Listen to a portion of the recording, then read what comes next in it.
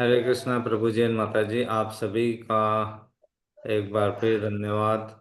आप सभी यहाँ पे एकत्रित होते हैं और हम भगवत गीता, भगवान का दिया हुआ ज्ञान, भगवत जो भगवान ने खुद अपने वाणी में हमारे लिए अर्जुन के माध्यम से बताया था, उसे हम समझने का प्रयास कर रहे हैं। और उस प्रयास में हम सफल हो, हमें सिर्फ मन से नहीं तो तन से नहीं और धन से नहीं, एकाग्रता से हम उसमें आगे बढ़ सके, इसलिए हम पहले शुरू करेंगे प्रेयर से।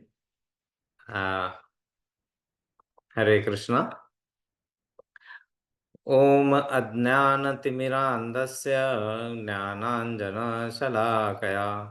चक्षुरुन्मीलितनेन तस्मै श्रीगुरुवे नमः। श्रीचैतन्यमनोभीष्टं स्थापितं येन भूतले स्वयं रूप कदा मह्यं ददाति स्वपदान्तिकमः। वन्देऽहं श्रीगुरुं श्रीयुतपदकमलं श्रीगुरून् वैष्णवांश्च श्रीरूपं साग्रजातं सगण रघुनाथवितं तं सजीवं स्वाद्वैतं सावधूतं परिजनसहितं कृष्णचैतन्यदेवं श्री राधा कृष्ण पादान सहगण ललिता श्री विशाखानि विद्वांस। हे कृष्ण करुणा सिंधु दीनबंधु जगतपते गोपेश गोपिका कांत राधा कांत नमस्तुते। तप्त कांचन गौरांगी राधे वृंदावनेश्वरी वृषभानुसुते देवी प्रणमामि हरिप्रिये। वाञ्छाकल्पतरुवृक्ष कृपा सिन्धुभय एव च पतितानां पावनेभ्यो वैष्णवेभ्यो नमो नमः। जय श्री कृष्ण चैतन्य प्रभु नित्यानंद श्री अद्वैत गदाधर श्रीवासादि गौर भक्तवृंद। हरे कृष्ण कृष्ण कृष्ण हरे हरे, हरे राम राम राम हरे हरे। हरे कृष्ण कृष्ण कृष्ण हरे हरे, हरे राम राम राम हरे हरे। हरे कृष्ण कृष्ण कृष्ण हरे हरे, हरे राम राम राम हरे हरे। हम हमारे गुरु जी का प्रणाम मंत्र, जय पताका स्वामी महाराज का प्रणाम मंत्र बोलेंगे। नमः ओम विष्णुपदाय कृष्णपृष्ठाय भूतले श्रीमते जय पताका स्वामिनेति नामिने। नमो आचार्योपदया निताय कृपाप्रदायिने गौरकथा दामोदया नगरागमधारिणे। हम अंतर्राष्ट्रीय कृष्ण भावना भावी संघ के संस्थापक आचार्य प्रभुपाद जी, जिनके कारण हमें यह सौभाग्य मिला और इसके कारण हम यहाँ पे भगवत गीता का ज्ञान ले पा रहे हैं, हम इसलिए प्रभुपाद जी का प्रणाम मंत्र बोलेंगे।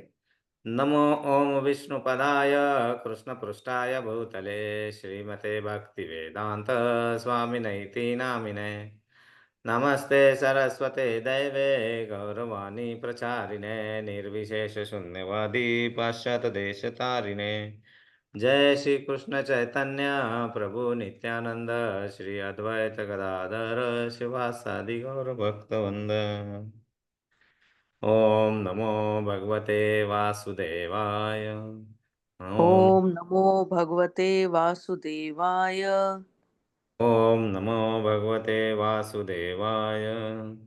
ओम नमो भगवते वासुदेवाय। ओम नमो भगवते वासुदेवाय। ओम नमो भगवते वासुदेवाय। हरे कृष्णा। हरे कृष्ण। आप सभी का एक बार फिर स्वागत है। हम भगवान का गीत, जो बहुत ही सुंदर हमारे लिए, हमारे जीवन को कष्टमय होते हुए भी, दुखमय होते हुए भी, उसकी संवेदना को कम करने के लिए जो काम में आएगा, जो हमारा जीवन का उद्देश्य, मनुष्य जीवन का उद्देश्य है, वो सफल करने के लिए हमें क्या करना चाहिए, कैसे करना चाहिए, क्यों करना चाहिए, कब करना चाहिए, कहाँ से करना चाहिए, इन सभी प्रश्नों के आंसर, हल देगा, ऐसा लिखा हुआ ग्रंथ भगवान की वाणी में खुद हम समझने का प्रयास कर रहे हैं। और हम बहुत ही इम्पोर्टेंट चैप्टर के अंतिम चरण में थे। जो भगवत गीता का सार, अध्याय दूसरा, जिसमें भगवान ने हर तरह से अर्जुन को पहले उसके मन से डर को निकाल के, उसके मन में जो था उसका प्रश्न का आंसर दे के, हर तरह से समझा के कि तू किसी भी तरह से करेगा, जो भी कार्य करेगा या नहीं करेगा, अगर नहीं करेगा तो क्या होगा, और करेगा तो क्या हो सकता है, और कैसे करना चाहिए, और क्यों करना चाहिए, ये सब बता के अभी आखिरी में उसका एक रिवीजन टाइप, मतलब किस स्थिति में ये कार्य करना चाहिए ताकि तुम्हें उसका पूरा पूरा लाभ हो। और मुझे खुशी इस बात की हो रही है हमें कि आज हमारा जो दूसरा अध्याय है उसके 3 श्लोका है बचे, वो हमारे पूर्ण होंगे, और हम आ, थोड़ा थोड़ा और भी कुछ इसमें ऐड कर पाएंगे, जैसे गुरु माता ने हमें बताया, आदेश दिया था, आज्ञा दी थी कि आप दूसरे अध्याय के बाद थोड़ा थोड़ा कुछ ऐड कर सकते हैं, जो हम भागवतम का कुछ थोड़ा सा पार्ट 5-10 मिनट ऐड किया करेंगे, है ना। वो बहुत ही सुंदर होगा इसके साथ में, ऐसा मुझे लग रहा है। और शायद क्योंकि वो जो है वो कार्य बहुत इम्पोर्टेंट है, लेकिन उसके पहले हम सब ने ये बहुत अच्छे तरह से समझना चाहिए कि हम जो कर रहे हैं, यहाँ बैठ के अध्ययन, समझने का प्रयास, लेकिन उसको अपने जीवन में उतार रहे हैं कि नहीं उतार रहे, थोड़ा थोड़ा तो भी, अगर नहीं उतार रहे तो हमसे बहुत बड़ी गलती हो रही है। फिर से उसको हमें समझ के उसको जितने जल्दी हो सके आचरण में लाना बहुत जरूरी है, क्योंकि भगवान ने अपना कार्य कर दिया, गुरु अपना कार्य कर रहे हैं, हम अपना कार्य कर रहे हैं, लेकिन उस कार्य को बहुत ही लिमिटेड स्वरूप में रख रहे हैं अगर, तो हम उसका आनंद नहीं ले पा रहे हैं ना, हम उसका मतलब सारा समुंदर मेरे पास है, एक बूंद पानी मेरी प्यास है, ऐसा ना हो। वो जो हम भगवान से संबंध टूटा है, जुड़ना चाहिए, और जुड़ने के बाद आनंद जो आएगा, वो आनंद की अनुभूति बताने लायक, बताने शब्दों में वर्णन नहीं की जा सकती, है ना। तो इसीलिए धीरे धीरे अपने आचरण में लाएंगे। तो शुरू करने के पहले किसी को कुछ पता है भगवान कृष्ण के छह छह सबसे अधिक विशेषताएं, सबसे मतलब महत्वपूर्ण विशेषताएं, जो भगवान कृष्ण जिसकी 6 विशेषताओं के कारण जाने जाते हैं, या फिर वो 6 विशेषताएं उनमें अत्यंत प्रबल है, या उदाहरण के तौर पे, या फिर एक एक बता सकता हूँ कि वो बहुत ज्यादा सौंदर्य भगवान के पास है, एक हो गई, ऐसी 6 है। अगर किसी को कुछ याद है या कुछ ऐड कर सकते हैं। एक तो हो गया हमारा कि वो सबसे ज्यादा सुंदर है, गुड। दूसरा, ओ ये क्या होता है कि ये हम बहुत सारी चीज पढ़ लेते हैं, और इस समय धीरे धीरे इनको हम बद्ध जीव है ना सब, तो भूल जाते हैं। तो क्या हुआ, कल अचानक मेरे सपने में एक फार्मूला आया, तो मैंने बोला मैं आपके साथ शेयर कर लेता हूँ, है ना। फार्मूला कैसे आया कि उसको याद करने के लिए जो हमारा दैनंदिन इसमें हम जो करते हैं, अपना टाइम व्यर्थ करते हैं जिस चीज में, उसी से फार्मूला बना। तो फार्मूला कैसा था हमारा, वैसे मेरी आवाज आ रही है सभी को, मतलब सब तरीके से, अच्छे तरीके से सुनाई आ रही। जी प्रभु जी। हरे कृष्णा। या तो हमारा कोई भी सोशल मीडिया हो, कुछ भी हो, मतलब मोबाइल हो, फेसबुक हो, व्हाट्सएप हो, कहीं पे भी, या फिर कोई लैपटॉप में कोई फाइल हो, तो उसमें एक चीज लगती है उसको हमें सुरक्षित रखने के लिए, वो होता है पासवर्ड। ठीक है। तो पासवर्ड पासवर्ड का, ओके, एक स्लाइड ले लेते हैं, है ना। पासवर्ड का हम शॉर्ट फॉर्म लिखते थे, पासवर्ड, ओके। और पासवर्ड लेते हैं किसका, लेट अस से फेसबुक का, तो उसका शॉर्ट फॉर्म लिखते हैं फेसबुक। और पासवर्ड ऐसा रखेंगे जो हमें आनंद देगा, और आनंद क्या देगा? कृष्णा। तो KR। आप देखिए, अगर ये हमने रख लिया फार्मूला याद, तो हमें वो 6 चीजें याद रह जाएगी, है ना? तो P फॉर पावर, मतलब सबसे शक्तिशाली है कौन? कृष्ण भगवान सबसे शक्तिशाली। पावर, पावर है ना, शक्तिशाली। W वेल्थ, मतलब सबसे धनवान, सबसे धनवान भगवान कृष्ण, तो पावर। उसके बाद में F, F मतलब फेम, मतलब बहुत चर्चित या फेमस, तो फेम भगवान सबसे ज्यादा है। कोई B बताएगा अब? सबसे ज्यादा ब्यूटीफुल। वाओ, हरि बोल। हरे तो कृष्णा, हरि बोल। ब्यूटीफुल, हाँ, यस यस, बहुत ज्यादा सुंदर, ब्यूटीफुल। और K फॉर नॉलेज, मतलब सबसे ज्यादा ज्ञान रखने वाले। और R फॉर, एनी आइडिया?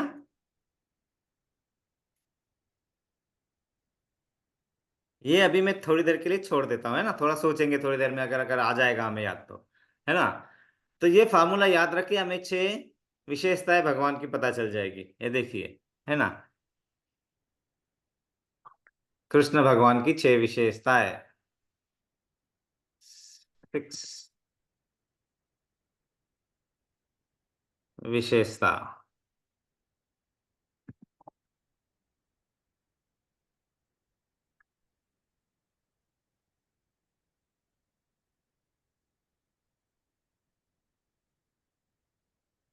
तो knowledge, wealth, fame, strength, beauty and renunciation, मतलब वो आ, हम बोलते हैं ना, मुझे ये लेना है,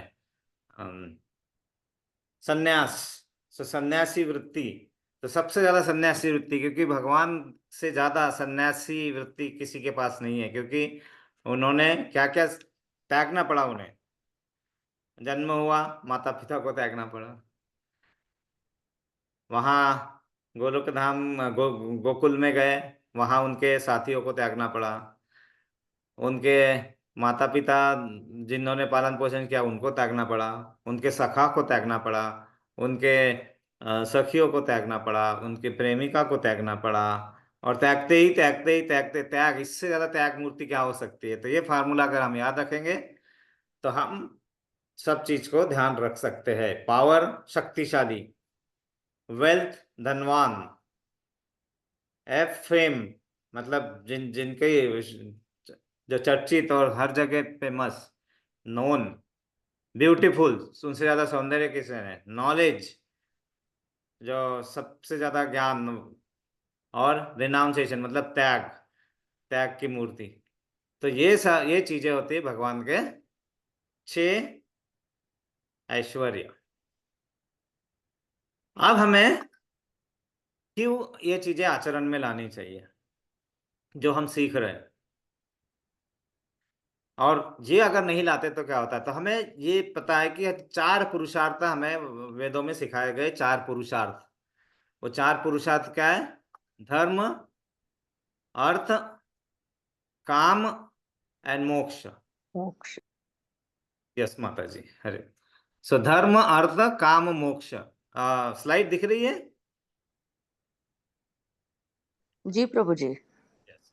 तो धर्म क्या है? धर्म वह सिद्धांत है जिसमें धार्मिकता और कर्तव्य का पालन करता है आदमी, मनुष्य। वह धर्म का मार्ग जिसमें व्यक्ति को आत्मा की शुद्धि प्राप्त करने के लिए अनुसरण करना चाहिए, है ना, वो धर्म। ठीक है। दूसरा अर्थ, मतलब भौतिक संपत्ति समृद्धि का मार्गदर्शन करता है, उसके सिवाय हम यहाँ पे भौतिक जगत में जी नहीं पाएंगे, समृद्धि से रह नहीं पाएंगे। अर्थ, काम, वह सिद्धांत है जो प्रेम और इच्छाओं का मार्गदर्शन करता है। जिसमें व्यक्ति को प्रेम और इच्छाओं की प्राप्ति के लिए अनुसरण करना चाहिए। और मोक्ष वह सिद्धांत है जो जन्म और मरण के चक्र से मुक्ति का मार्गदर्शन करता है। यह मोक्ष का मार्ग हमें अपने भगवत गीता से सुन के अनुसरण करके उसके आगे हमें बढ़ना चाहिए। लेकिन अगर हम यह नहीं कर पाते हैं तो ये तो चार पुरुषार्थ हैं, ये तो हर वेदों में बताए गए हैं। लेकिन हमें क्या करना है? हमें पांचवा पुरुषार्थ है, वो पुरुषार्थ हमें खुद समझना होता है, हमारे जीवन में लाना होता है। तो पांचवा पुरुषार्थ है वो लिखित रूप में नहीं हो सकता है, उसे हम अनुभव ही कर सकते हैं। और वो पांचवा पुरुषार्थ है भक्ति। भक्ति, अब भक्ति इतना सादा वर्ड नहीं है, बहुत डिटेल है। उसके बारे में हम आज तो नहीं कर पाएंगे डिस्कस, उसके बारे में अभी हम करेंगे बहुत डिटेल में। हम पढ़े हुए हैं नवदा भक्ति के कैसे नौ स्वरूप होते हैं, कहाँ से शुरू होता है, और प्रेम और विरह के सबसे परमोच्च स्थान पर जाके जब हम वहां पहुंचते हैं, जो पहुंचने के लिए मतलब लाखों करोड़ों में से कोई एक महात्मा जो सुदुर्लभ है वही वहां पर पहुंच जाते हैं। लेकिन फिर भी वो पुरुषार्थ को हमें जगाना है, जगाना ही नहीं है, उसे जगाते रखना है।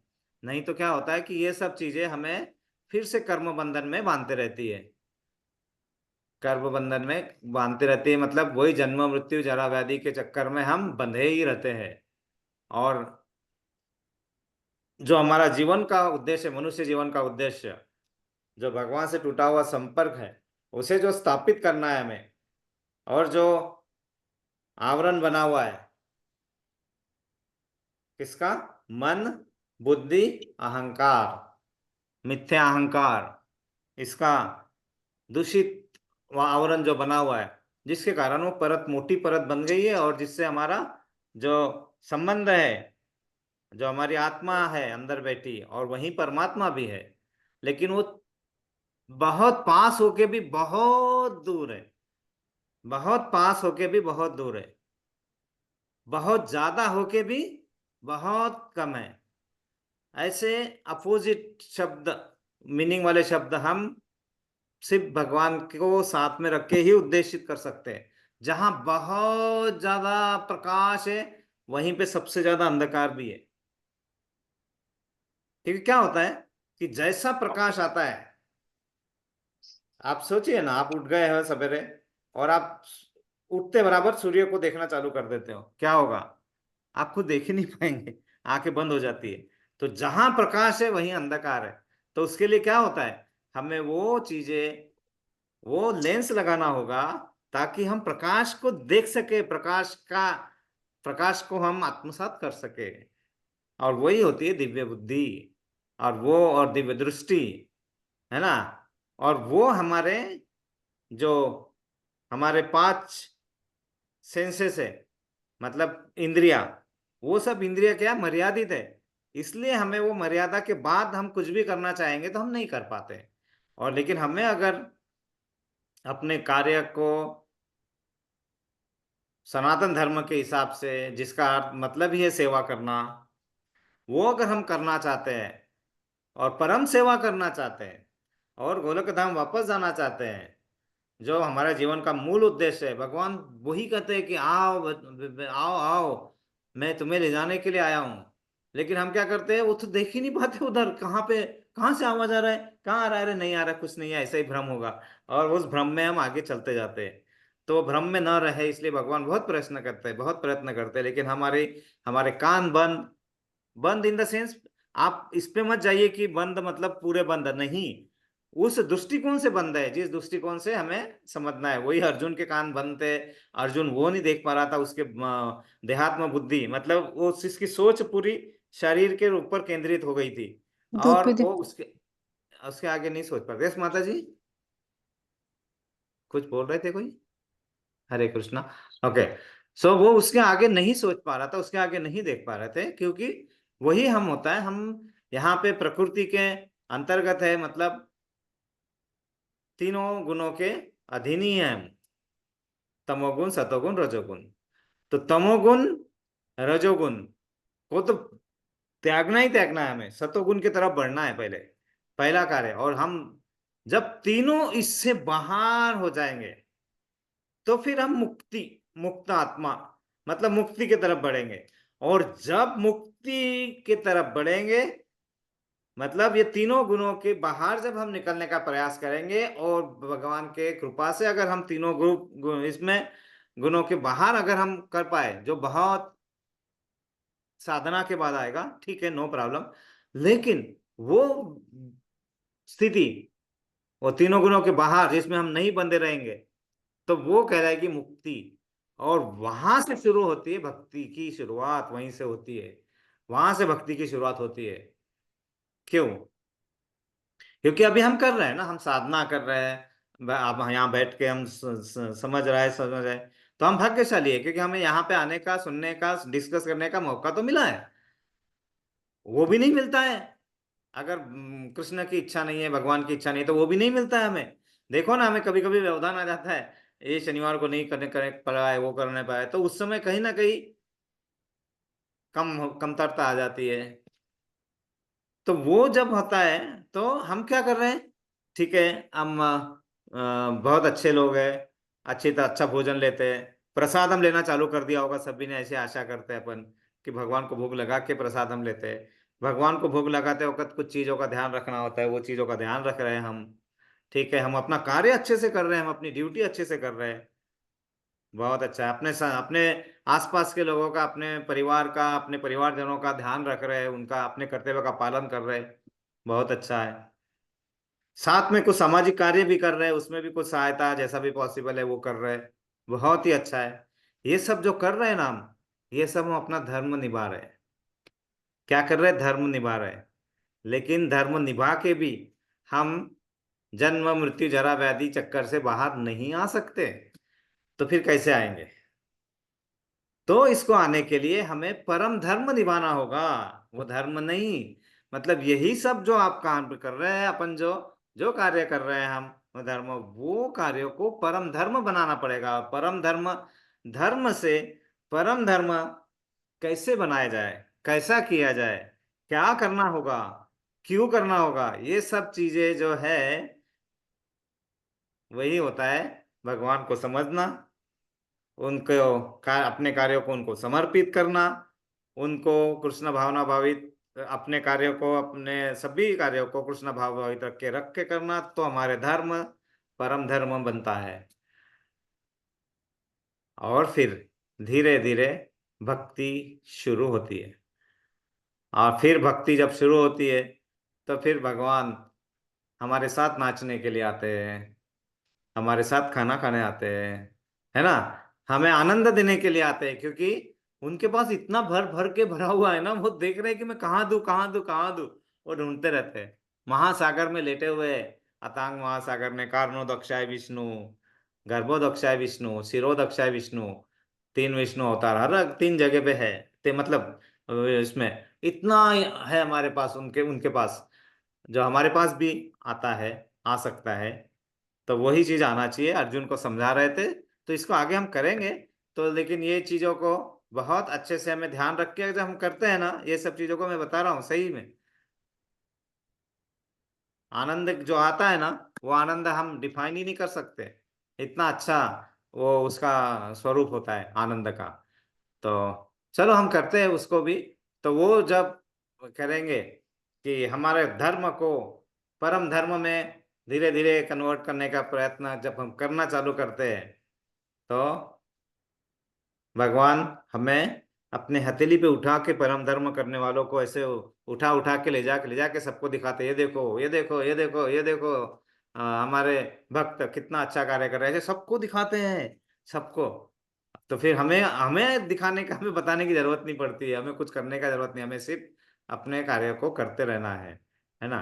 तो हमने पिछले बार श्लोका नंबर 69 पढ़ा था, 69, जो अध्याय दूसरा, और भगवत गीता का गीता का सार, जिसमें लिखा था, जो अध्याय दूसरा था उसमें क्या था कि जो सब जीवों को जीवों के लिए रात्रि है, वह आत्म संयमी के जागने का समय है।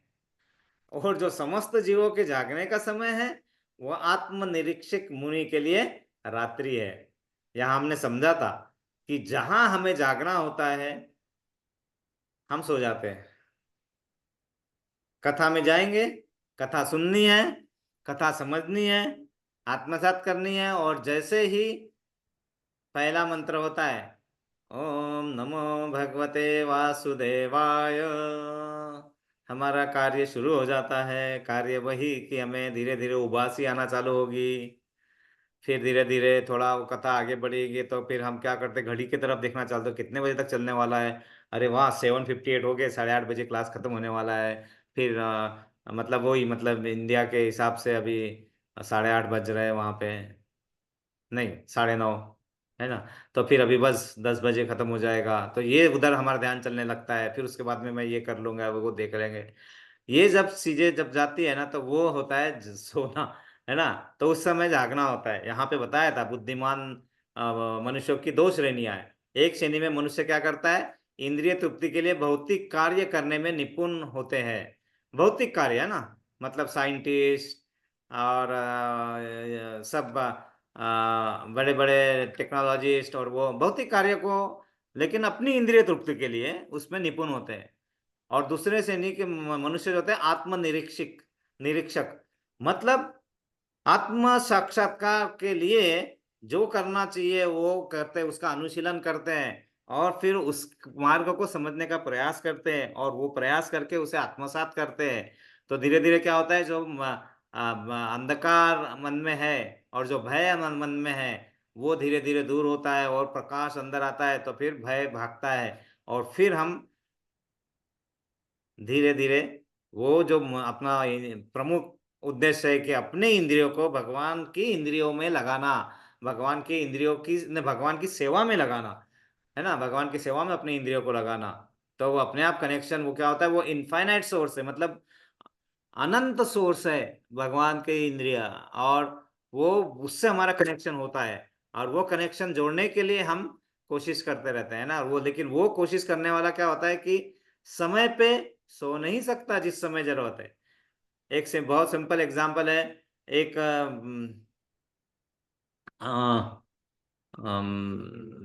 शिकारी शिकार के लिए जाता है, शिकार के लिए जाता है, और शिकार के लिए वो अपने साथ में अपने पालतू कुत्तों को भी लेके जाता है, और वो कुत्ते बहुत ही वफादार होते हैं। और वो पूरा टाइम इधर उधर से देखते रहते, कोई दूसरे तरफ से उस पे आक्रमण ना कर दे शिकारी पे। वो शिकार के लिए वहां रहता रहता रहता है। और वो कुत्ते जब भी कुछ इधर से हलचल होती है तो वो उसको जगा देते हैं, उठा देते हैं, और वो वो ऐसा करके। लेकिन क्या होता है कि वो करते करते कुत्ते भी थक जाते, बढ़ जाते, और वो कुत्ते थकते हैं, कुछ ऐसे निंद्रा में आते हैं या फिर इधर उधर भागते हैं, और उसी समय शिकार अटैक कर देता है। तो देखिए, थोड़ा नजर हटी, दुर्घटना घटी। यही होता है वहां पे, हमारे साथ भी यही होता है। तो यहाँ पे क्या बताया, आत्मनिरीक्षक मुनि जो है, जब आत्म संयमी का जागने का समय होता है, वो वो जीवों का रात्रि होती है, तब आत्म संयमी जागता है। मतलब उसे उस चीज को समझना है, और उस चीज को समझता है तो फिर वो उसका जो रात्रि का समय है, जो नॉर्मल लोगों के लिए होता है, वो उसके लिए जागने का समय बन जाता है। आप ऐसा ऐसा मत सोचिए कि मुझे रात में सोना नहीं है क्या। आप उस तरह नहीं जाइए। आपको यह समझना है कि भौतिकतावादी मनुष्य पैसों के पीछे ही भागता है। सिर्फ उसे वही दिखाई देता है, पैसा है, पैसा पैसा पैसा। आखिरी में क्या होता है कि इतना सारा पैसा होता है और उसके पास ना तो रिलेशन बचे रहते हैं, ना फैमिली के लिए समय बचा होता है, ना उसने उसने जीवन का उद्देश्य समझ पाया होता है, और कुछ नहीं, और वैसा ही करके खत्म हो जाता है। वो चीजें हैं, वहां जागृत रहना है, हमारे माइंड को ध्यान रखना है। हम बच्चों को अपने बच्चों को सही शिक्षा नहीं दे पाते, मतलब सही मार्ग नहीं बता पाते कि ये भी करना होता है, ये भी समझना होता है। उसे तो बहुत उच्च शिक्षित बना देंगे, बहुत पढ़ाई करा देंगे, लेकिन जो चीज है वो बता नहीं पाएंगे। तो यह शास्त्र में लिखा हुआ है, जो भी माता पिता अपने बच्चों को ये चीज नहीं दे पाते कि उसे इस मार्ग पे ले जाने के लिए, समझाने के लिए, तो वो फेल है उनका पेरेंट, मतलब माता पिता बनना। वो तो वो भी बहुत जरूरी है, तो वो भी समझाना है। तो ये सब चीजें वहां बताई थी। हमने ये पढ़ा था। नेक्स्ट हम अगला श्लोक पढ़ते हैं, है ना। श्लोका नंबर 70। तो श्लोका नंबर 70, अध्याय दूसरा। आपूर्यमानं चलं प्रतिष्ठं समुद्रमापं प्रविशन्ति यद्वत् तद्वत् कामायम प्रविशन्ति सर्वेश शांति मां प्रोति न काम कामे। हरे कृष्णा। और कोई पढ़ेगा इसको? जी प्रभु जी, पढ़ती हूँ। यस माता जी।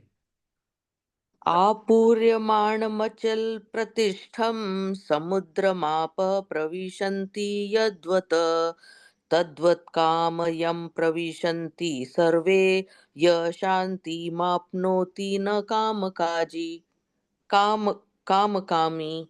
हरि हरे बोल। कृष्णा। हरे कृष्णा, हरि बोल। आपूर्यमानम मतलब नित्य परिपूर्ण, अचल प्रतिष्ठम दृढ़ता पूर्वक स्थित, समुद्रमा समुद्र में, आपह नदियां, प्रविशंति प्रवेश करती है, यद्वतः जिस प्रकार, तद तद्वतः उसी प्रकार, कामः इच्छा है, यमः जिसमें, प्रविशंति प्रवेश करती है, सर्वे सभी, स वह व्यक्ति, शांतिम शांति, अनपोती प्राप्त करता है, न नहीं, कामाकामी इच्छाओं को पूरा करने का इच्छुक। इसका अर्थ है जो पुरुष समुद्र में निरंतर प्रवेश करती रहने वाली नदियों के समान इच्छाओं के निरंतर प्रभाव से विचलित नहीं होता और जो सदैव स्थिर रहता है, वही शांति प्राप्त कर सकता है। वह नहीं जो ऐसी इच्छाओं को तुष्ट करने की चेष्टा करता हो। तात्पर्य जय शिला प्रभुपाद। यद्यपि विशाल सागर में सदैव जल रहता है, किंतु वर्षा ऋतु में विशेषतः यह अधिकाधिक जल से भरता जाता है, तो भी सागर उतने पर ही स्थिर रहता है। न तो वह विक्षुब्ध होता है और न तो तट की सीमा का उल्लंघन करता है। यही स्थिति कृष्णा भावना भावित व्यक्ति की है। जब तक मनुष्य शरीर में है, तब तक इंद्रिय तृप्ति के लिए शरीर की मांगे बनी रहेगी, किंतु भक्त अपनी पूर्णता के कारण ऐसी इच्छाओं से विचलित नहीं होता। कृष्णा भावना भावित व्यक्ति को किसी वस्तु की आवश्यकता नहीं होती। क्यों? क्योंकि भगवान उसकी सारी आवश्यकताएं पूरी करते हैं। अतः वह सागर के तुल्य होता है, अपने में सदैव पूर्ण।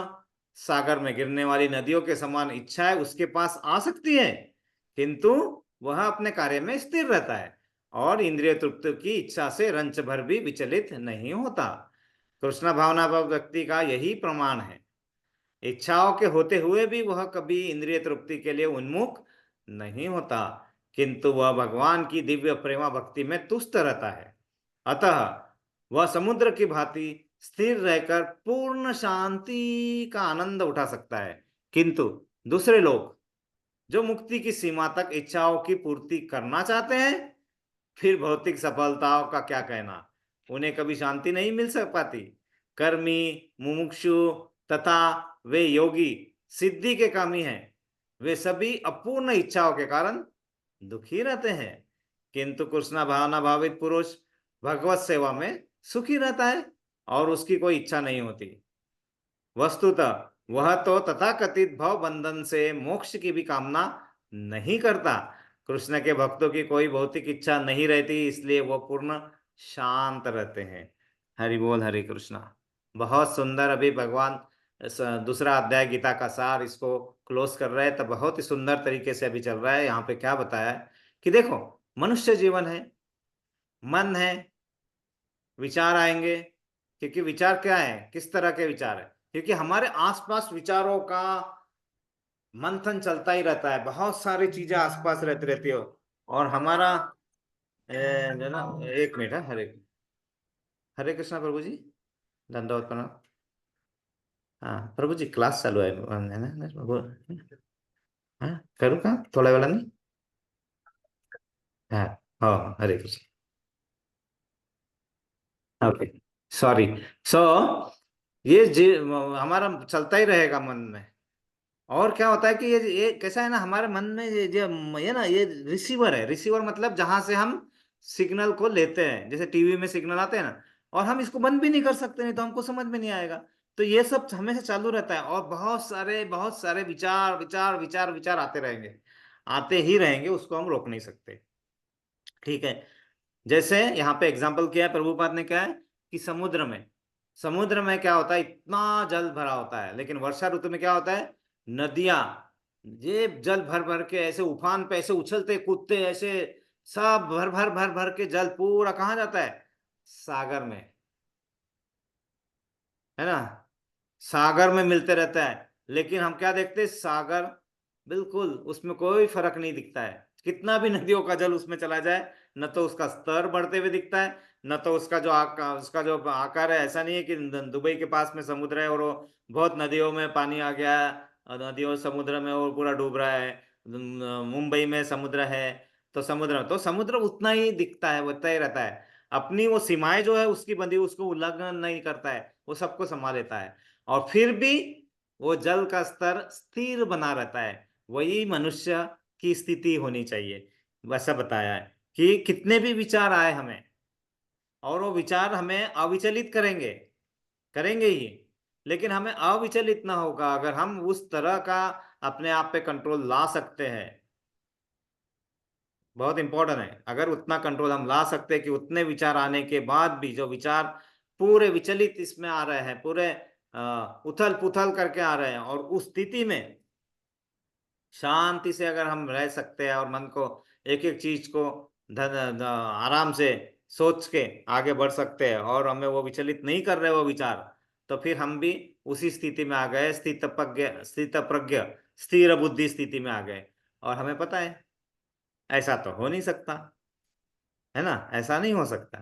तो फिर हमें क्या करना पड़ता है, हमें उसकी सहायता लेनी पड़ती है जो इसमें मदद कर सकते हैं, और उसको सहायता करने के लिए हमें क्या है, हरि, हरने वाले, वो सब चीज हर लेते हैं, आपकी कठिनाई को हर लेंगे, आपके मन को हर लेंगे, आपको खुद को अपनी सुध नहीं रहेगी, लोग कहना चालू करेंगे कि पागल हो गया है, ये पागल हो गई है, कुछ भी बातें करते रहते, कहीं पे भी करते रहते हैं, लेकिन वो सब चीजें मायने नहीं रख पाएगी।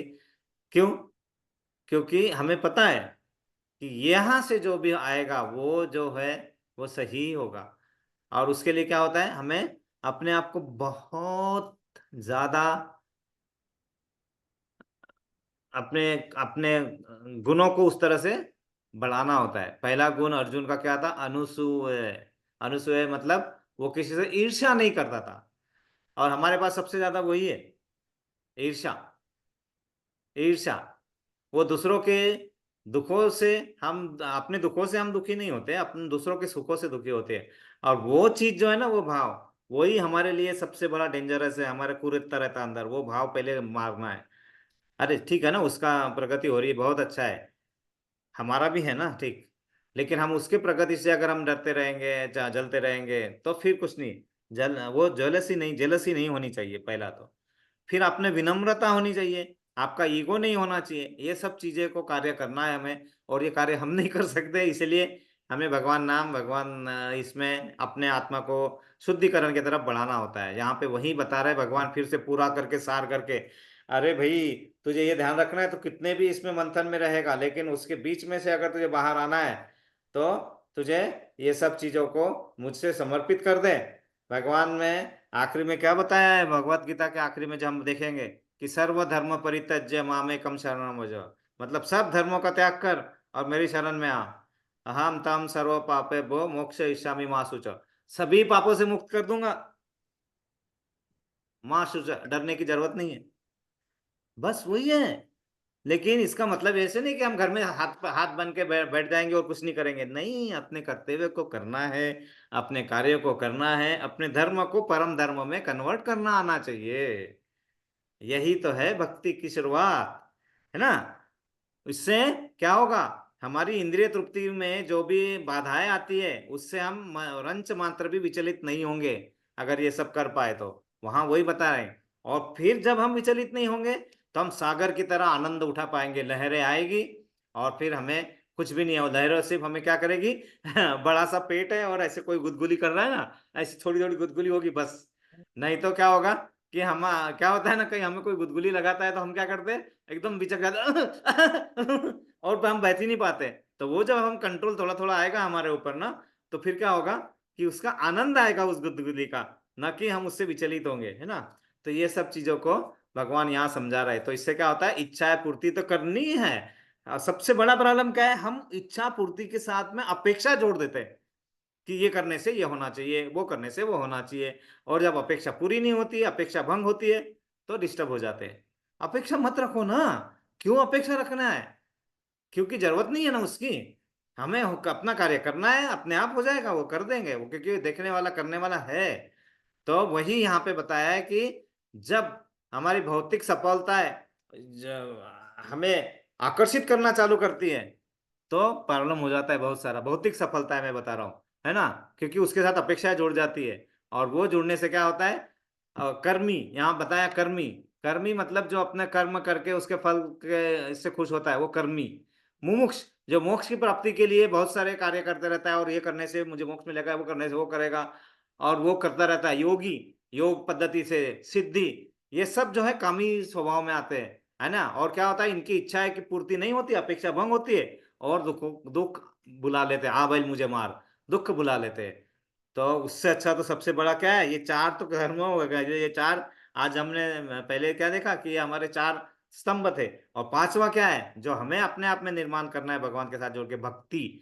जो भगवत सेवा में है सुखी रहता है हमेशा, उसे कोई भौतिक इच्छा नहीं रहता इतनी ज्यादा। क्यों? क्योंकि उसे वो लगता है अरे ये सब चीजें तो है, न मांगे सब कुछ पाया, और क्या चाहिए मुझे। इसलिए वो पुरुष शांत रह पाता है। ध्यान है ना, बहुत जरूरी, बहुत इंपॉर्टेंट श्लोक है ये, है ना। तो आप सभी को ये समझ में आया होगा, ऐसा अपेक्षा करते हैं। अपेक्षा भंग ना हो, इसीलिए आप प्रश्न पूछ सकते हैं, है ना। और हम आगे का श्लोक पढ़ेंगे। किसी को कोई पूछना है इसमें आगे बढ़ने के पहले?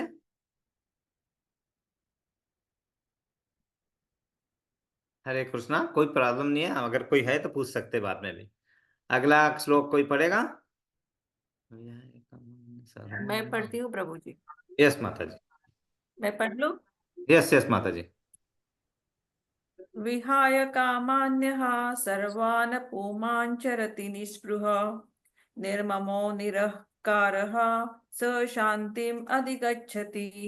हरि बोल। हरि बोल, हरे कृष्णा। मैं पढ़ लेता हूँ। प्रभु जी वी मैं पढ़ूं।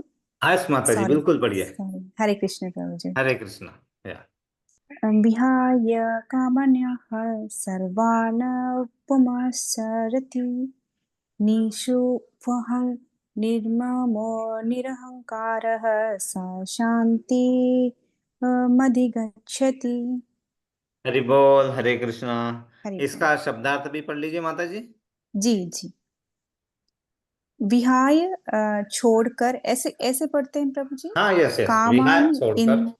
छोड़कर कामन इंद्रिय तृप्ति की भौतिक इच्छाएं, यह जो सर्वान समस्त पुनाम पुमान पुरुष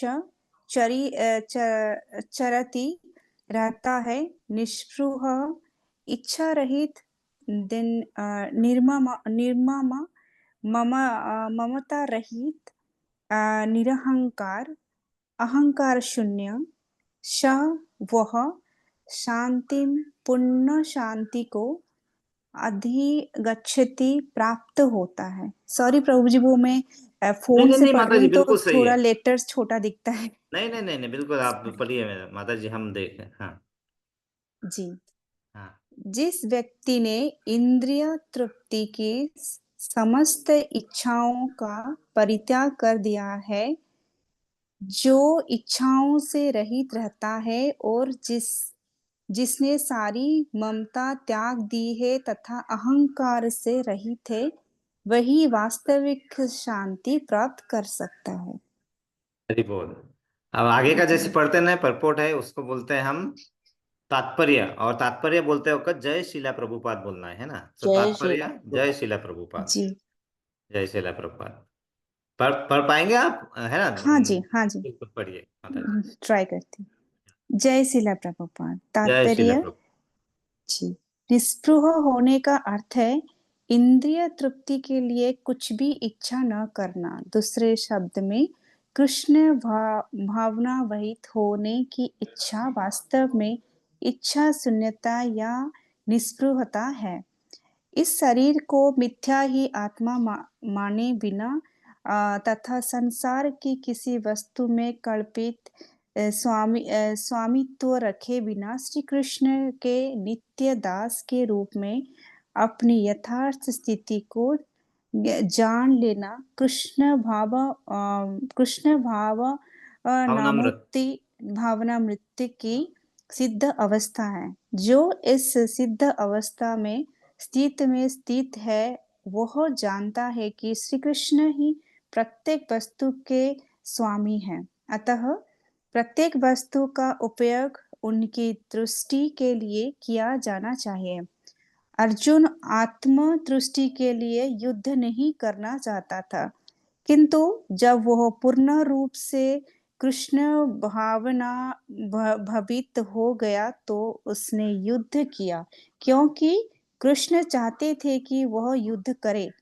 उसे अपने लिए युद्ध करने की कोई इच्छा न थी, किंतु वही अर्जुन कृष्ण के लिए अपनी शक्ति भर लड़ा। वास्तविक इच्छा शून्यता कृष्ण दृष्टि के लिए इच्छा है। यह इच्छाओं को नष्ट करने का कोई कृत्रिम उपाय नहीं है।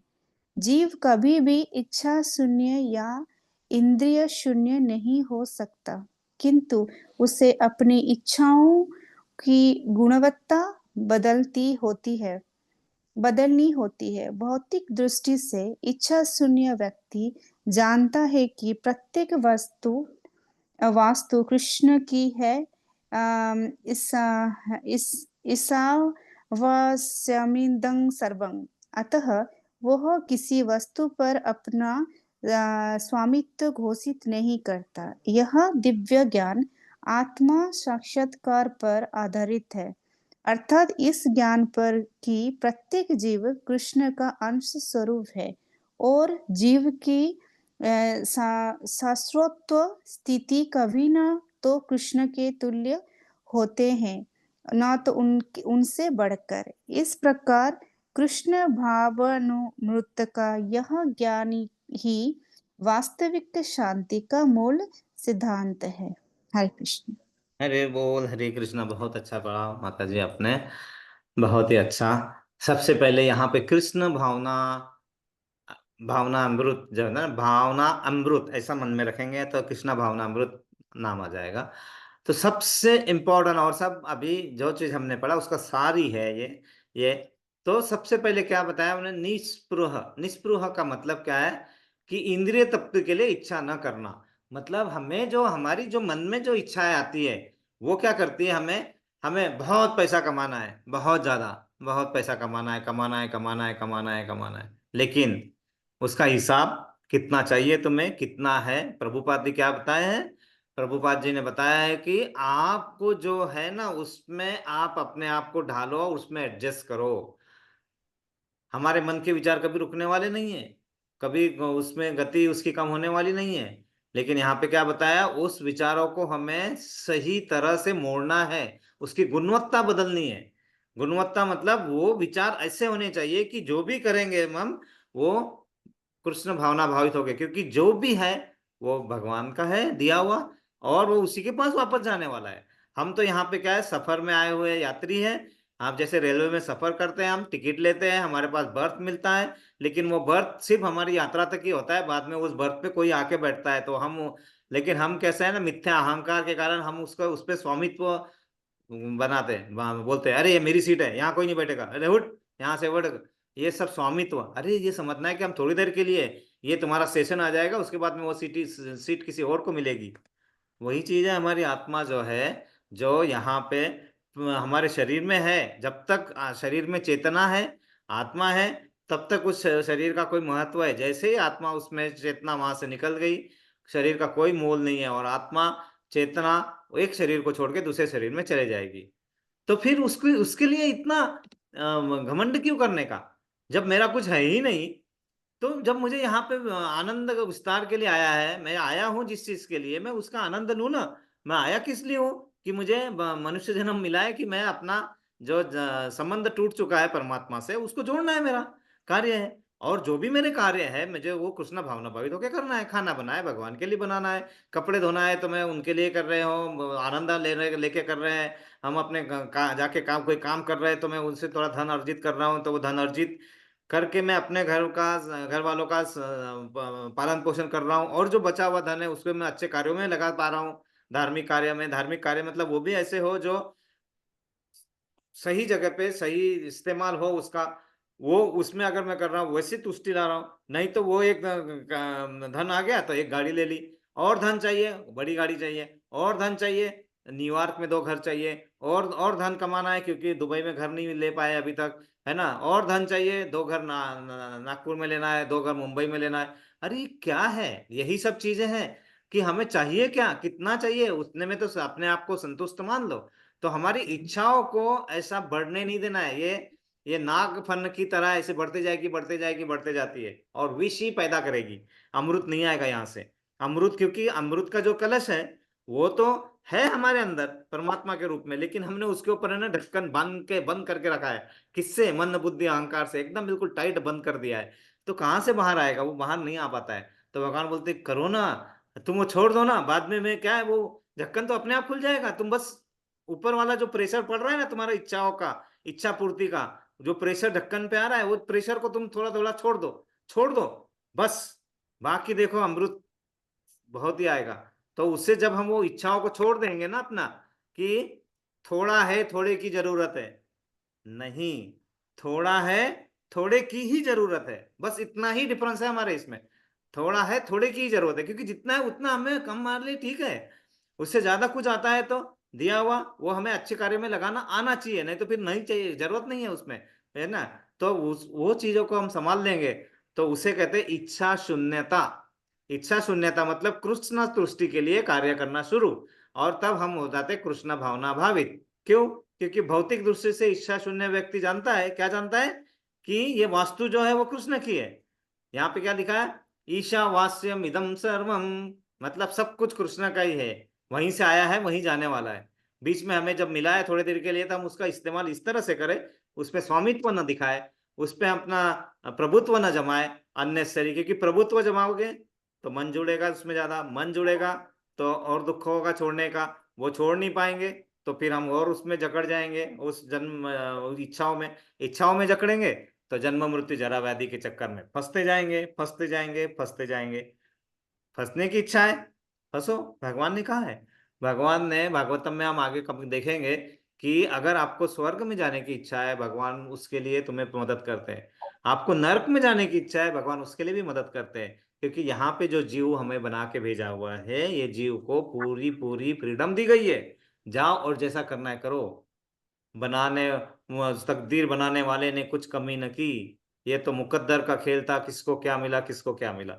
मतलब तकदीर बनाने वाले मतलब भगवान ने सभी के लिए सब कुछ समान रखा है, क्योंकि वो तो सभी के सभी उनके बेटा बेटी है ना, तो सभी को समान दिया। लेकिन ये तो मुकद्दर का खेल था, मुकद्दर के सिकंदर कौन है? हम खुद अपने आप है। हम अपना मुकद्दर अपने आप बनाते हैं, हम अपने अपनी चाल अपने बर्ताव अपने कार्य अपनी इच्छाएं जो बहुत ज्यादा बढ़ा लेते और फिर हम बोलते हैं हम भक्ति कर रहे हैं और हम भगवान से प्रार्थना तो कर रहे हैं। मंदिर तो गई थी, मंदिर तो गया था, वहां तो हम करके तो आए, प्रसाद तो दे के आए शनिवार को मैं, वहां पे रविवार को गया था मैं, भगवान प्रसाद तो बांट के आया, कथा तो कर ली घर में। ये सब करते हैं, लेकिन ये सब है ना दूषित तरीके से होता है हमारा, अनवांटेडली। ये आगे अगला श्लोक जाने के पहले मैं ये बहुत जरूरी सब बताना चाहूंगा। सभी को हिंदी तो ठीक ठाक ही आती है ना सभी को हिंदी? ऐसे कोई है जिसमें जिसको हिंदी बिल्कुल नहीं आती है या बहुत कम आती है? ऐसे कोई है यहाँ पे? शायद ना हो। ओके। तो पिछले बार हमने थोड़ा सा ये देखा था कि आ, वो क ख ग घ कहाँ गया वो, किसमें था? हम्म। हम्म।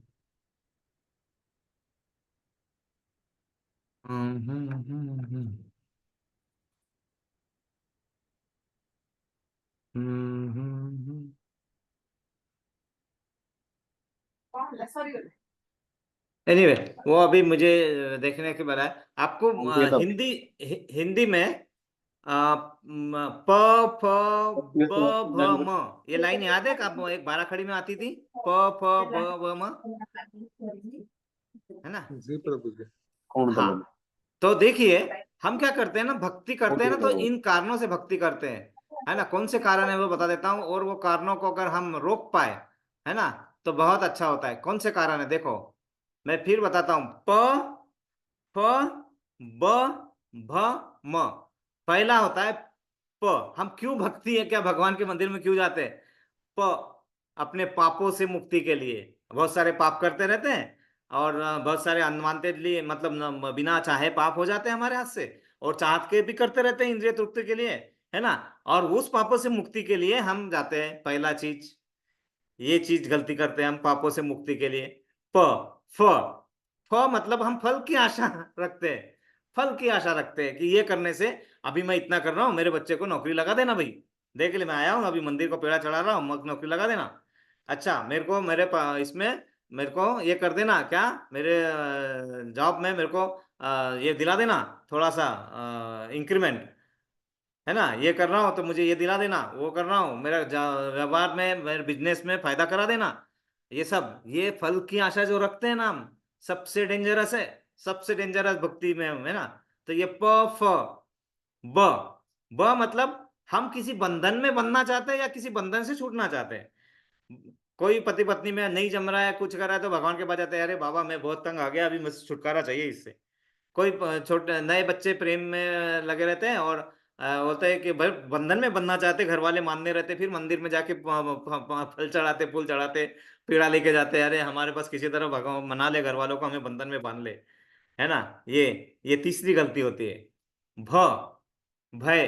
भय के कारण, जो हमारा भय होता है ना, बहुत सारी चीजों के कारण हमारे मन में भय रहता है। मृत्यु का भय, ये भय, वो भय, बहुत सारे भय होते हैं हमारे, और वो भय से हम डरते हैं बहुत, ये होते हैं, और उससे बचने के लिए फिर भगवान के पास जाते हैं हम।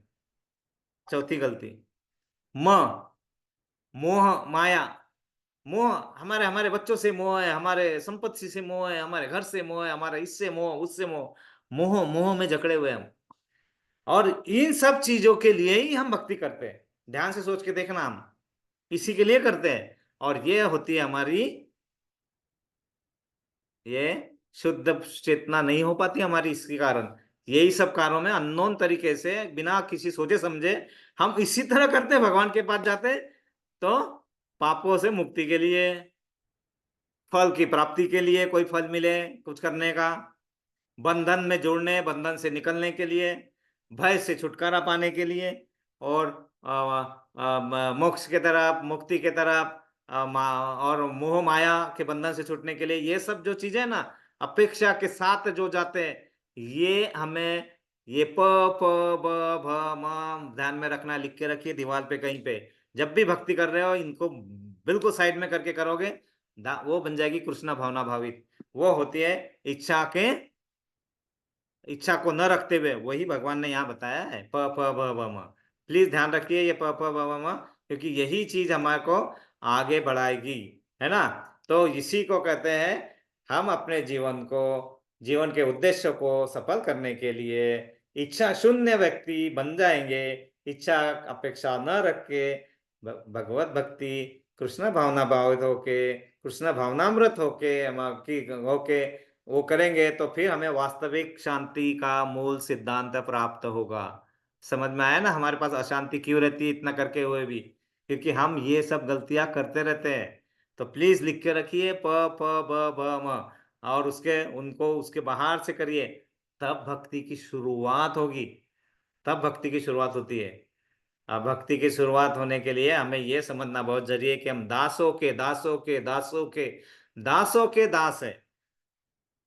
इसमें कोई हमें कमतरता महसूस नहीं होनी चाहिए कि हमें क्या बोल रहे हैं, हम भक्तों के दासों के दासों के दास है, क्या मैं इतने निम्न स्तर का हूँ? निम्न स्तर नहीं होता इसमें। ये हमारा सौभाग्य है कि हमें सेवा करने का मौका मिल जाता है कहीं ना कहीं पे।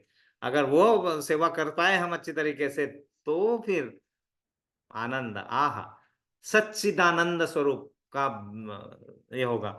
थोड़ा सा 3-4 मिनट लेंगे अगला श्लोक भी। तो इस श्लोक का मतलब समझ में आया हमको? बहुत इम्पोर्टेंट था, बहुत इम्पोर्टेंट है ये, है ना? क्योंकि ये गीता का सार का सेकंड लास्ट श्लोक है और ये आखिरी श्लोक का इस अध्याय का, अध्याय दूसरे का। एषा ब्राहि स्थितिः पार्थनयनां प्राप्य विमोहति स्थित्वास्य कालेऽपि ब्रह्म निर्वाणमृच्छति। हरे कृष्णा। और कोई पढ़ेगा?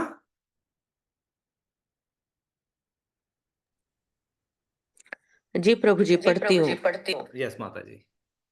एषा ब्राह्मी स्थितः पार्थ नैनां प्राप्य विमुह्यति स्थित्वा अव्यायम् अन्तकाले अपि ब्रह्म निर्वाणं ऋषिष्यति। हरि बोल, हरे कृष्णा। हरि बोल, माता जी हरे इसका कृष्णा। शब्दार्थ पढ़िए। जी प्रभु जी। एषा यह ब्रह्मी आध्यात्मिक स्थितः स्थिति पार्थ हे पृथा पुत्र न कभी नहीं एनाम इसको प्राप्य प्राप्त करके विमुह्यति मोहित होता है स्थित्वा स्थित होकर अय्याम इसमें सत्यम। अंतकाले जीवन के अंतिम समय में अपि भी ब्रह्म निर्वाणम भगवत धाम को ऋषिच्छति प्राप्त होता है। अर्थात यह आध्यात्मिक तथा ईश्वरीय जीवन का पथ है जिसे प्राप्त करके मनुष्य मोहित नहीं होता। यदि कोई जीवन के अंतिम समय में भी इस तरह स्थित हो तो वह भगवत धाम में प्रवेश कर सकता है। तात्पर्य। जय श्रीला प्रभुपाद। जय श्रील प्रभुपाद। मनुष्य कृष्ण भावनामृत या दिव्य जीवन को एक क्षण में प्राप्त कर सकता है और हो सकता है कि उसे लाखों जन्मों के बाद भी प्राप्त न हो। यह तो सत्य को समझने और स्वीकार करने की बात है। माता जी हरे खट्वांग। कृष्णा। हाँ, तो हम क्या करेंगे, इसको ये दो दो लाइन के साथ समझ जाएंगे। तो यहाँ पे सबसे पहले क्या बोला है कि भगवान एक क्षण में प्राप्त कर सकता है या फिर लाखों साल भी नहीं प्राप्त कर सकता। देखिए दो शोर बताए। करने के लिए तो एक क्षण में हो जाएगा, नहीं तो लाखों समय में भी, मतलब लाखों वर्षों के बाद में भी नहीं हो पाएगा। और यह सत्य समझने और स्वीकार करने की बात है, यहाँ बताया भगवान ने यहाँ पे। यस माता जी आप आगे बढ़िए। सॉरी, हम बीच में इस तरह के नहीं नहीं, आखिरी आप श्लोक। बीच में रोकूंगी मैं तो फिर आप बोलिए। यस। यस। खटवांग महाराज ने अपनी मृत्यु के कुछ मिनट पूर्व कृष्ण के शरणागत होकर ऐसी जीवन अवस्था प्राप्त कर ली। निर्वाण का अर्थ है भौतिकतावादी जीवन शैली का अंत। बौद्ध दर्शन के अनुसार इस भौतिक जीवन के पूरा होने पर केवल शून्य रहता है, किंतु भगवत गीता की शिक्षा इससे भिन्न है। वास्तविक जीवन का शुभारंभ इस भौतिक जीवन के पूरा होने पर होता है। स्थूल भौतिकतावादी के लिए यह जानना पर्याप्त होगा कि इस भौतिक जीवन का अंत निश्चित है, किंतु आध्यात्मिक दृष्टि से उन्नत व्यक्तियों के लिए इस जीवन के बाद अन्य जीवन प्रारंभ होता है। हरि बोल। सो यहाँ पे बहुत सिंपल बताया है कि हमें जो हमारे को बताया गया कि इस जीवन का खत्म हो गया तो हमारे मुक्ति मिल गई, वो जो गलत शिक्षा हमारे मन में है वो समझना है। यहाँ पे क्या है कि उसके बाद हमारे वास्तविक जीवन शुभारंभ होता है। मतलब वो जो हमने जो अपने कार्य किए, अपने कार्य के अनुसार हमें अगला जीवन क्या मिलेगा, और पुनर्जीवन मतलब हमारी आत्मा यहाँ से दूसरी तरफ जाने वाली है। यही भौतिकतावादी जो सोच है उससे बाहर परे हटना है हमें। और जीवन का अंत आध्यात्मिक दृष्टि से उन्नत होना यही है, और वही हमारे जीवन का प्रारंभ होता है। ये यहाँ समझाने का प्रयास किया है भगवान ने। हरे कृष्णा माता जी। हरे आगे कृष्णा। बढ़िए। इस जीवन का अंत होने के पूर्व यदि कोई कृष्ण भावना भावित हो जाए तो उसे तुरंत ब्रह्म निर्वाण अवस्था प्राप्त हो जाती है।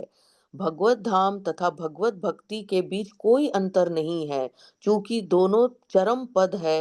अतः भगवान की दिव्य प्रेमा भक्ति में व्यस्त रहने का अर्थ है भगवत धाम को प्राप्त करना।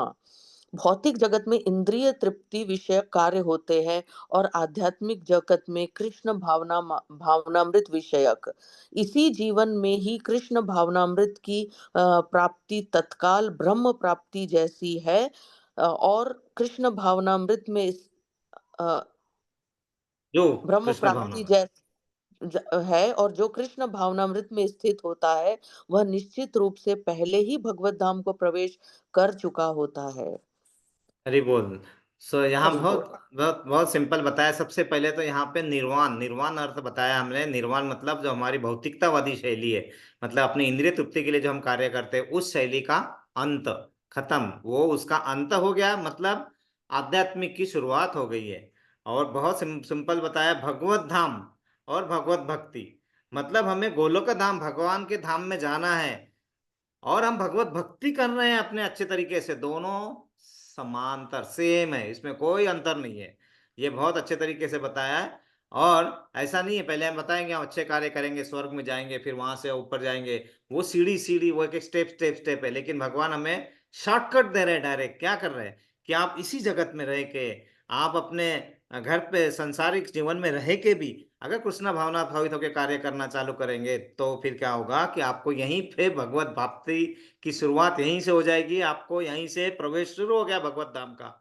बहुत ही सुंदर तरीके से भगवान ने बताया कि मतलब उसके लिए सन्यासी होके वहां जाके उसके बाद करेंगे, ये सब नहीं है। जितना जल्दी शुरुआत कर देंगे हम, उसमें भगवत धाम की नौका में बैठ चुके हैं, ये यहाँ पे बता रहे हैं। तो बस करना क्या है हमें, ये साधना कैसे करते वो सीखना है, गुरु से समझना है, और उसको अपने जीवन में लाना शुरू कर दो। बस शुरू कर दो। वात वात मतलब मराठी में होता है नदिया, शुरुआत हो जाएगी और भगवत धाम की यात्रा यहीं से शुरू। हरि बोल। यस माता जी, हरि। आप अगले पैराग्राफ दोनों पढ़े। ब्रह्म तथा भौतिक पदार्थ एक दूसरे से सर्वथा विपरीत है। अतः ब्रह्मी स्थिति का अर्थ है भौतिक कार्यों के पद पर न होना। भगवत गीता में भगवत भक्ति को मुक्त अवस्था माना गया है। सगुणान समतीत यैतान ब्रह्म भूता भूयाय कल्पते। अतः ब्राह्मी स्थिति भौतिक बंधन से मुक्ति है। श्रील भक्ति विनोद ठाकुर ने भगवत गीता के इस द्वितीय अध्याय को संपूर्ण ग्रंथ के प्रतिपाद में संक्षिप्त किया है। भगवत गीता के प्रतिपाद है कर्म योग, ज्ञान योग तथा भक्ति योग।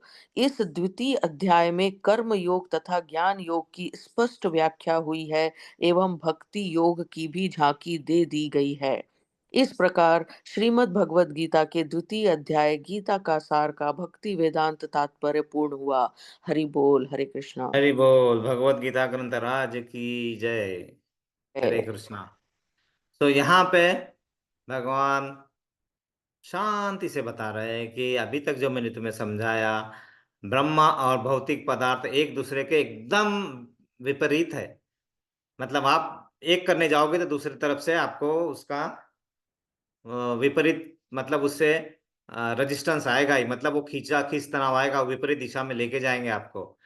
तो आपको सबसे पहले क्या करना है, किसी भी पद पे, ये मेरा पद है, ये मेरा घर है, ये मेरा खेत है, ये मेरा पैसा है, ये मेरा मेरा मेरा मेरा, ये पद पे बैठना, मैं तो इतना बड़ा हूँ, मेरे मेरे मेरे मेरे साथ तो 10 नौकर है, मेरे को गांव के 1000 लोग मानते हैं, मेरे शहर के 50 लोग मुझे प्रतिष्ठित व्यक्ति मानते हैं। ये सब है ना, पद से मुक्ति पालो पहले तो, सबसे पहले। क्योंकि कुछ नहीं है, ये सब दिखावा है। फिर आप जैसे पीछे उधर मुड़ जाओगे, आपके पीछे गाली देना शुरू करते हैं सब लोग, है ना। तो वो सब जो दिखावा है, वो छल रहा है, कपट है, उसको मन में समझना है और उसके बाहर आना है। तो भगवत भक्ति की मुक्त अवस्था जो है वो एक ही है कि हमें इच्छा तृप्ति को प्राधान्य नहीं देना है, अपनी इच्छा तृप्ति को, भगवान की इच्छाओं के लिए कार्य करना है। जैसे अर्जुन ने किया, भगवान के लिए युद्ध लड़ा, क्योंकि वह उसका कर्तव्य था। उससे उसको भगवत धाम की प्राप्ति हुई। और यही सब यहाँ पे बहुत ही अच्छे तरीके से यहाँ पे क्या बताया है कि कर्म योग, ज्ञान योग, मतलब आप कर्म के द्वारा, ज्ञान के द्वारा भी भगवत धाम, भगवत प्राप्ति कर सकते हैं। और भक्ति योग का थोड़ा सा उदाहरण दिया है। हम यहाँ पे इतना थोड़ा थोड़ा समझाए, और आगे जब हम करेंगे तो फिर कर्म ज्ञान के बारे में चैप्टर आएगा, कर्म योग के बारे में, फिर ज्ञान योग के बारे में, फिर भक्ति योग के बारे में, फिर ज्ञान का यूज भक्ति को बढ़ाने के लिए कैसे करेंगे, और आखिरी में सबसे पहले क्या है, भक्ति में आ जाओ। मन मना मो भक्तो मद्दाजी मा नमस्कुरु माम वश्यति सत्यम से प्रतिजानी प्रियोसी में, मतलब मन मना माओ मत भक्तो मद्दाजी मा नमस्कुरु, मतलब बस मेरे भक्त बनो, मुझे शरण में आओ और मेरी सेवा करो, बाकी आपको करना है। क्यों ये सब क्यों करने को बोल रहे हो वो मालूम है? क्योंकि हम माया जगत में हम लोग उसको उल्टा देते हैं, ये क्या है, मैं मेरी सेवा, मेरा भक्त, मेरा, इसीलिए क्योंकि हम माया जगत में हैं, अपरा शक्ति के अधीन है, और हम उससे छुटकारा नहीं पा सकते, इसीलिए वो बोलते कि आ जाओ ना, जब मेरे पास आ जाओगे तो वो मेरे से निर्मित अपरा शक्ति है, वो आपके पास आएगी ही नहीं। हो गया ना काम, बहुत सिंपल है। तो बस आ जाओ और करो। तो इस तरह हम आगे और पढ़ेंगे, इसको आगे करेंगे, और हम इसमें हमारी भक्ति बढ़े, शक्ति बढ़े, है ना, मुक्ति की तरह मुक्ति मिले। मुक्ति क्या है? जीवन के बाद।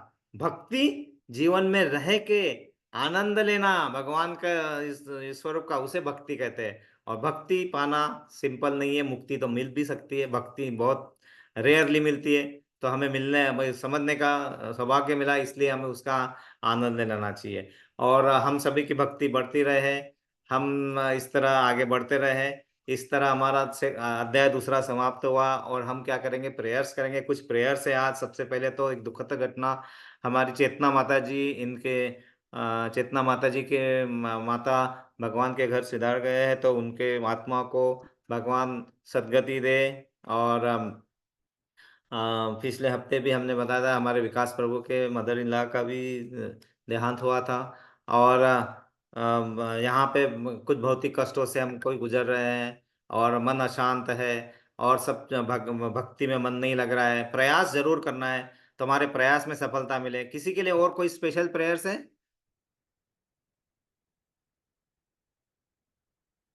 सो हम सभी के लिए 3 बार प्रेयर करेंगे। हरे कृष्णा हरे कृष्णा कृष्णा कृष्ण कृष्णा हरे कृष्ण हरे, हरे हरे राम हरे हरे राम राम, हरे राम राम राम राम राम हरे हरे। हरे हरे हरे कृष्णा कृष्ण हरे हरे कृष्णा कृष्ण कृष्णा कृष्ण कृष्णा हरे हरे हरे हरे, हरे हरे राम राम हरे राम, राम राम राम हरे राम हरे हरे हरे। हरे हरे कृष्णा कृष्ण हरे कृष्ण कृष्णा कृष्ण कृष्ण कृष्णा हरे कृष्णा हरे हरे हरे, हरे हरे राम हरे राम राम, राम राम राम राम हरे हरे हरे हरे। और हम प्रभुपाद जी के लिए करेंगे, क्योंकि प्रभुपाद जी के कारण ही हम यहाँ पे आके बैठ के ये सब कर पा रहे हैं, इसलिए हम प्रभुपाद जी के लिए 3 बार प्रेयर करेंगे। हरे हरे कृष्णा हरे कृष्णा कृष्ण कृष्णा कृष्ण हरे हरे हरे, हरे हरे हरे राम हरे हरे राम, राम राम राम राम हरे हरे हरे हरे। हरे हरे कृष्ण कृष्ण कृष्णा कृष्ण कृष्णा हरे कृष्णा हरे हरे हरे, हरे हरे राम राम हरे राम, राम राम राम हरे राम हरे हरे हरे। हरे हरे कृष्ण कृष्ण कृष्णा कृष्ण कृष्णा हरे कृष्णा हरे हरे हरे, हरे हरे राम राम, राम राम राम राम हरे हरे हरे हरे। वाञ्छाकल्पतरुभ्यश्च कृपा वाञ्छाकल्पतरुभ्यश्च कृपा सिन्धुभ्य एव च, सिन्धुभ्यैव च पतितानां पतितानां पावनेभ्यो पावनेभ्यो वैष्णवेभ्यो नमो वैष्णवेभ्यो नमः। नमो नमः। अनंत कोटि वैष्णवृंद की जय। जय भगवत गीता ग्रंथ राज की की जय। जय समवेत भक्त वंद की जय। जय। निताय गौर प्रेमानंदे, हरि हरि बोल। हरे सभी एकत्रित भक्तों की जय जयकार हो, हरे कृष्णा। हरे कृष्णा सभी एकत्रित भक्तों की जय जयकार हो, हरे कृष्णा। हरे सभी कृष्णा एकत्रित भक्तों की जय जयकार हो, हरे कृष्णा। हरे कृष्णा श्री गुरु और श्री गौरांग की जय जयकार हो, हरे हरे कृष्णा। कृष्णा। आप सभी का एक बार फिर धन्यवाद है। किसी का कोई प्रश्न है, कुछ है तो आप बिल्कुल पूछिए। यहाँ पे आप सभी आए, और ये सब सुनने का समझने का अवसर हमें मिला, हम संकीर्तन कर पाए, इसीलिए सभी का